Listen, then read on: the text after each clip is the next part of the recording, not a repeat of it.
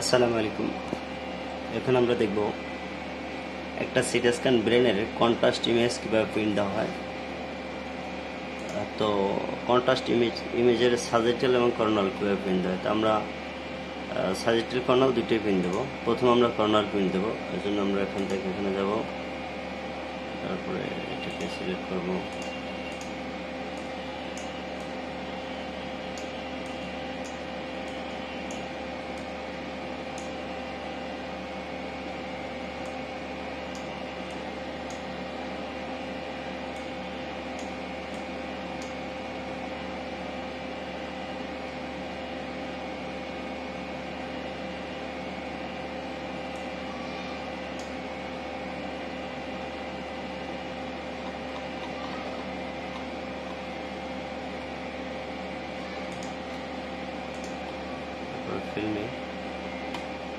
Filming থেকে series দেব, series থেকে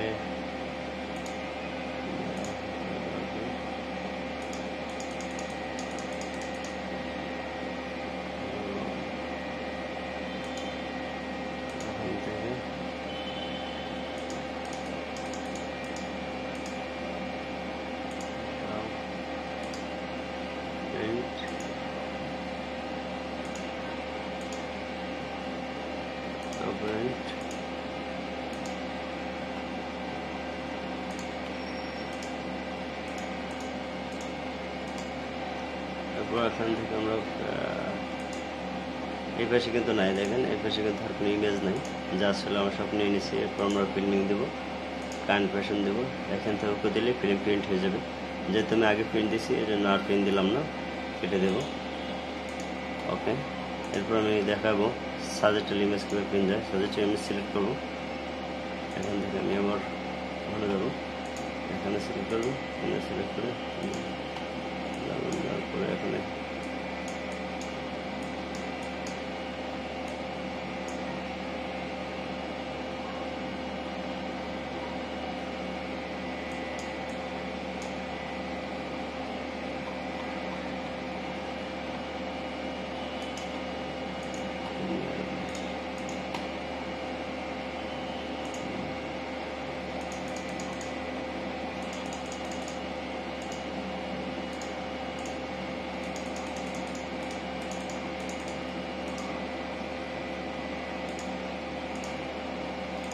বেশি যেতে ফিল্ম কম, ইমেজ কম, 25টা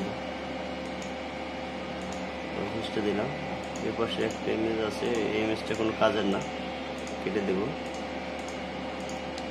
এটা না হলে হয়, এটা না হলে হয়, আমি এটা কেটে দিই।